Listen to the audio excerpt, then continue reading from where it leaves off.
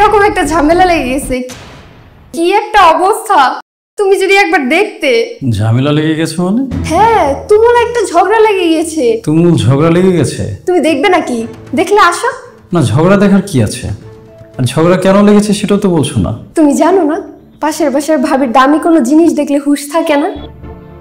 সেটা তো আমার জানার কোনো দরকার নেই। হয়েছেটা কি? ভাবি আমার স্বর্ণের বালাটা দেখেছে আর অমনি তার মেজাজ খারাপ হয়ে গিয়েছে। তোমার স্বর্ণের বালা দেখে মেজাজ খারাপ হওয়ার কারণ? ওই যে তুমিও ওকে বানিয়ে দিয়েছো, তার হাজবেন্ড তো আর তাকে বানিয়ে দেয়নি।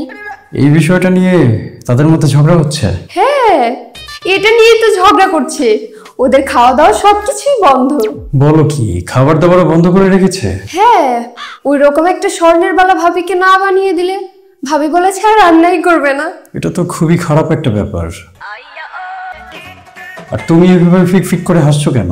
হাসবো না আমি? কত সুন্দর ঝগড়া করছে ওরা। আরেকজনের ঝগড়া দেখে তুমি হাসবে কেন? তোমার হাসির কোনো কারণ তো আমি খুঁজে পাচ্ছি না। আমি এমনিই হাসছি, আমি কি হাসতেও পারবো না? হাসতে পারো, কিন্তু মানুষের কষ্ট দেখে তো হাসতে হয় না। আবার বলছো রান্নাও নাকি করেনি। তুমি রান্না করেছো না? যাও গিয়ে ওনাদেরকে খাবার দিয়ে আসো। কেন? যদি খাবারই খেয়ে নেয় তাহলে তো মাথা ঠান্ডা হয়ে যাবে, ঝগড়া বন্ধ হয়ে যাবে। তো তুমি কি চাচ্ছ যে ঝগড়াটা হোক? অবশ্যই চাচ্ছি। এইরকম ঝগড়া কি সচরাচর দেখা যায় নাকি? বছরে 2-1 বার দেখা যায়। হ্যাঁ, বছরে 2-1 বার দেখা যায়, কিন্তু বছরে 2-1 বার দেখার দরকারটা কি? দেখার জন্য পৃথিবীতে এত ভালো ভালো জিনিস থাকতে তোমার ঝগড়া কেন দেখতে হবে? মানুষের অশান্তি দেখে এভাবে হাসাহাসি করার কোনো মানে হয়? ওনাদের মধ্যে আজকে অশান্তি হচ্ছে, যদি তোমার আর আমার মধ্যে ঝগড়া হয় আর সেটা দেখে পাশের বাসার ভাবি হাসে, তখন কেমন লাগবে? তোমার আর আমার মধ্যে তো অশান্তি হবেই না। কেন হবে না? কেন? কারণ আমি তোমার কাছে আজাইরা কোনো কিছু আবদারই করবো না। হ্যাঁ ঠিক আছে, কিন্তু আবদার করার বিষয়টা ছাড়া অন্য কোনো বিষয়ও তো হতে পারে।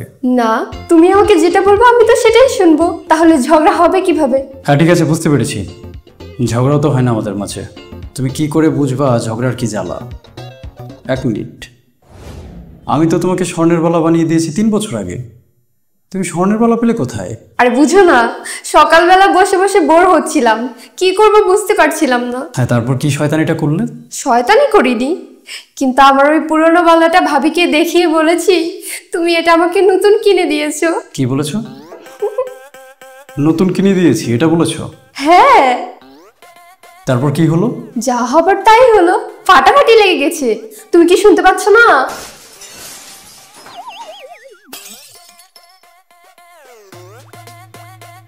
এই যে তুমি এরকম একটা অশান্তি লাগিয়ে দিলে, কাজটা কি তুমি ঠিক করেছো? এখানে আমার দোষটা কি বলো তো? ভাবির লোভ বেশি, এর জন্য ভাবি ঝগড়া করছে। ওনার লোভ বেশি, আর তুমি যে তাকে দেখিয়েছো? হ্যাঁ দেখিয়েছি, তাতে কি হয়েছে? দেখালে কি সেটার জন্য লোভ করতে হবে? তো তুমি তাকে এত দামি বালা দেখিয়েছো, একটু লোভ হতে পারে না? হাজার হলো মহিলা মানুষ। আমিও তো একজন মহিলা, আমাকে যদি কেউ এসে সেটা দেখা আমি কি লোভ করব? আমি কি তোমার সাথে অশান্তি করব, ঝগড়া করব, মারামারি করব, খাওয়া দাওয়া বন্ধ করে দিব? দিবা না? কি বললা তুমি? তুমি আমাকে চেনো না? আমি কোনোদিন এসব করেছি? না, সেটা অবশ্য করনি। আমি বুঝি তুমি সংসারের ভালো খারাপ বিবেচনা করে তারপরে চলাফেরা করো। আমার সাধ্যের বাইরে কখনো আবদারও করো না, কিন্তু তারপরও তুমি পাশের বাসায় যে অশান্তিটা লাগিয়ে দিচ্ছ সেটা কি ঠিক হচ্ছে? এই সংসারের শান্তি অশান্তি সবই তো তোমার হাতে। তুমি যেমন বুদ্ধিমত্তার সাথে আমাদের সংসারে শান্তি ধরে রেখেছো, তোমার তো উচিত আশেপাশে যারা আছেন তাদেরকে এই বিষয়ে বোঝানো, যাতে তারাও শান্তিতে থাকতে পারে। তুমি সেটা না করে তাদের মাঝে ঝামেলা লাগিয়ে দিচ্ছ। তুমি কেন এমনটা করছো? হ্যাঁ, আমি নিজেরও চিন্তা করবো, আমার মানুষেরও চিন্তা করবো। আমার তো আর খেয়ে দিয়ে কোনো কাজ নেই। খেয়ে দিয়ে তোমার কাজ আছে তো, অনেক কাজ। এই যে জিনিসপত্র নিয়ে গিয়ে মানুষের সংসারে অশান্তি লাগিয়ে দেয়। সেদিন অফিস থেকে ফেরার পথে শুনলাম তাদের মধ্যে ঝগড়া লেগে আছে। নিশ্চয়ই তুমি কিছু করেছিলে। কোন ঝগড়ার কথা বলছো?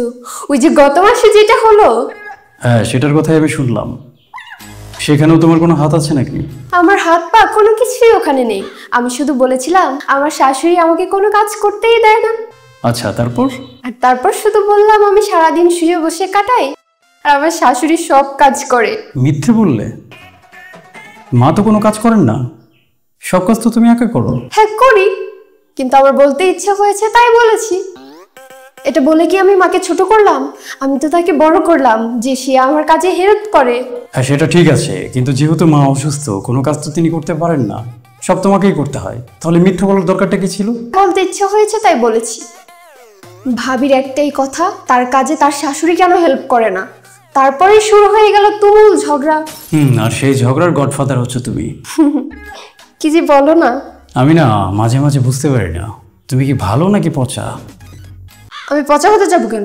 তুমি এই সংসারটাকে যেভাবে সামলাচ্ছ, খুব কম নারী আছে যারা এত বুদ্ধিমত্তার সাথে সংসারটাকে সামলাতে পারে। তুমি মাকে কোনো কাজ করতে দাও না, সব কাজ নিজে একা করো, মাকে নিজের মা মনে করো। আমার সামর্থ্যের বাইরে কখনো কোনো কিছু আবদার করো না। আমাদের সংসারে যখন যেটা লাগছে, নিজের শ্রম দিয়ে হোক, তোমার স্যালারির টাকা দিয়ে হোক, তুমি কিন্তু সেটা করে যাচ্ছ। সেদিক থেকে তুমি একজন ভালো মানুষ। আবার ঠিক একই সময় তুমি পাশের বাসায় অশান্তি করানোর জন্য মিথ্যা বলে যাচ্ছ, তাকে ভুলভাল বোঝাচ্ছ। তখন আমার মনে হয় যে তুমি খুবই পচা একটা মানুষ। আমি কিন্তু তাদেরকে ঝগড়া করতে বলি না, তাই না? না, সেটা করো না, কিন্তু তুমি তাদেরকে এমন কিছু বলো যেটা শুনে তাদের মনটা ছোট হয়ে যায়। যাদের মন এমনিতেই ছোট, তাদেরকে আমি যাই কিছু বলি না কেন, তারা মন ছোট করবেই। বুঝতে পেরেছি। দোষ যে শুধু তোমার একার তা কিন্তু না, তারও দোষ রয়েছে। তারও তো তার স্বামীর অ্যাবিলিটি বুঝে আবদার করা উচিত। তোমার ভালো ভালো জিনিসপত্র দেখে সে যদি তার স্বামীকে প্রেশারাইজ করতে থাকে, সেটা সে ঠিক করছে না। তারপরে তোমাকে একটা কথা বলি, খুব মনোযোগ দিয়ে শোনো। তোমাকে ধমকানোর ইচ্ছে কিন্তু আমার নেই। না, ধমকাতে হবে কেন? তুমি এমনি বলে কি আমি শুনি না? হ্যাঁ, শোনো শোনো বলেই ধমকাতে হয় না। হাদিসে কিন্তু এমন একটা ঘটনা আছে যে একজন মানুষ 100 মানুষকে হত্যা করেছে, তারপর সে অনুশোচনায় ভুগেছে, আল্লাহর কাছে ক্ষমা চেয়েছে, সে আল্লাহর ক্ষমাও পেয়েছে এবং পরবর্তীতে সে জান্নাতেও যেতে পারবে। এটা কি তুমি শুনেছো? হ্যাঁ, শুনেছিলাম। এখান থেকে কিন্তু আমাদের শেখার একটা বিষয় আছে। বলো তো কি? কি? আমরা যতই খারাপ হই না কেন, যতই অপরাধ করি, যতই পাপ করি না কেন, আল্লাহ তাআলার ক্ষমার চেয়ে বড় মাপের পাপ কিন্তু আমরা কখনো করতে পারবো না। তিনি চাইলে যে কোনো সময় আমাদেরকে ক্ষমা করে দিতে পারেন। তো যে মানুষটা 100 মানুষকে হত্যা করেছে, তার চেয়ে বাজে মানুষ তো আর কেউ হতে পারে না।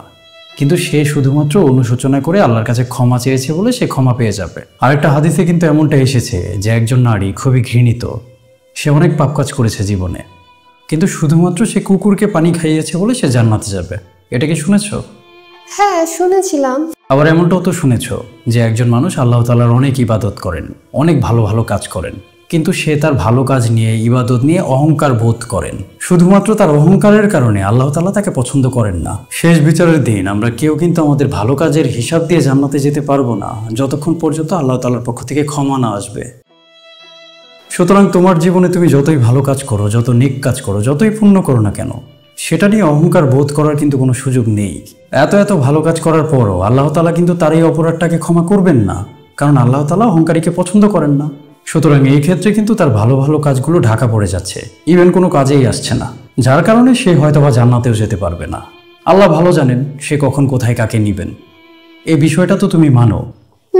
তাহলে তুমি মানুষ হিসেবে এত ভালো, আমাদের পরিবারের কত খেয়াল রাখো, তোমার সমস্ত দায়িত্ব পালন করো, কাউকে কখনো কষ্ট দাও না, এত ভালো গুণ থাকার পরও তোমার এই যে একটা খারাপ গুণ, মানুষের মাঝে ঝগড়া বাঁধিয়ে দেয়া, তারপর সেটা থেকে মজা নেয়া, এমনটাও তো হতে পারে তোমার শুধু এই একটা খারাপ গুণের কারণে তোমার সমস্ত ভালো গুণ ঢাকা পড়ে যাবে।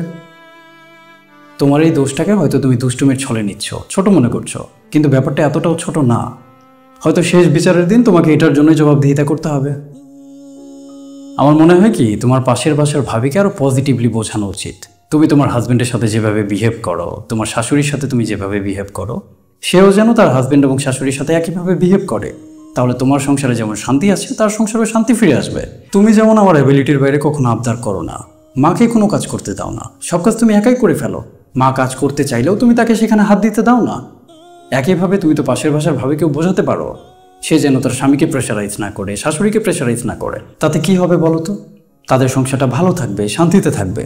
আর তাদের সংসারটা শান্তিতে থাকলে আমাদের তো কোনো ক্ষতি নেই, তাই না? তাহলে এমন একটা কাজ, যে কাজটা করলে তোমার নিজের কোনো ক্ষতি হচ্ছে না, কিন্তু আরেকজন মানুষের অনেক উপকার হচ্ছে, তাহলে সেই কাজটা আমাদের অবশ্যই করা উচিত। হ্যাঁ, সেটা অবশ্য করা উচিত। কিছু মাস আগের একটা কথা মনে পড়ে গেল। তোমার বান্ধবীর একটা জামদানি শাড়ি দেখিয়ে ভাবিকে উস্কে দিয়েছিলে, যে শাড়িটা কিনা তোমার নিজেরও ছিল না। হ্যাঁ, ছিল না, বান্ধবীর কাছ থেকে নিয়ে এসেছিলাম, ভাবিকে দেখিয়েছি, তারপর আবার ফেরত দিয়ে দিয়েছি। হ্যাঁ, এই কাজগুলো করে তুমি সাময়িক সময়ের জন্য আনন্দ পেয়েছো। এখন তুমি আমাকে বলো, এই যে সাময়িক আনন্দের জন্য তুমি আরেকজন মানুষের ক্ষতি করলে, এই কাজটা কি তুমি ঠিক করেছো? না, সেটা তো ঠিক করিনি। এমনও তো হতে পারে যে আমার এই সামান্য দুষ্টুমির জন্য সমস্ত ভালো কাজ ঢাকা পড়ে যাবে। এমনটাও হতে পারে এবং এমনটাই হবে, আমারও সেটাই মনে হয়। তুমি বললে এখনই ভাবির কাছে যাও, গিয়ে তাকে বোঝাও সে যেন তার স্বামীর সাথে অশান্তি না করে। আর পারলে সাথে খাবার নিয়ে যাও, তাদের সবাইকে খাইয়ে এসো। খাবারটা খেলে তাদের মাথাটা ঠান্ডা হবে। হ্যাঁ, আমি এখনই ভাবিকে যা বলার বুঝিয়ে বলছি। তাড়াতাড়ি যাও। আর হ্যাঁ, খাবারটা কিন্তু নিয়ে যাবা। ঠিক আছে, তোমার জন্য খাবার বার আছে, তুমি খেয়ে নাও। আর আমি মাংসের বাটিটা ভাবিদের বাসায় নিয়ে যাচ্ছি। ঝগড়া আরো বেড়েছে দেখেছো? আমি তাড়াতাড়ি যাচ্ছি। আপনার প্রতিবেশীদের পর ভাববেন না, তাদেরকেও নিজের পরিবারের মানুষ মনে করুন। তাদেরকে ভালোবাসুন, তাহলে আল্লাহ তাআলা আপনাকে ভালোবাসবেন। তাদের বিপদে আপদে পাশে থাকার চেষ্টা করুন, তবে আপনার বিপদে আপদে আল্লাহ আপনার পাশে থাকবেন। তাদের দোষ ঢেকে রাখার চেষ্টা করুন, তবে আল্লাহ তাআলা নিজে আপনার দোষ ঢেকে রাখবেন। সবার প্রতি ভালোবাসা ছড়িয়ে দিন, কারণ ভালোবাসা ছড়ালে কমে না, বরং বাড়ে।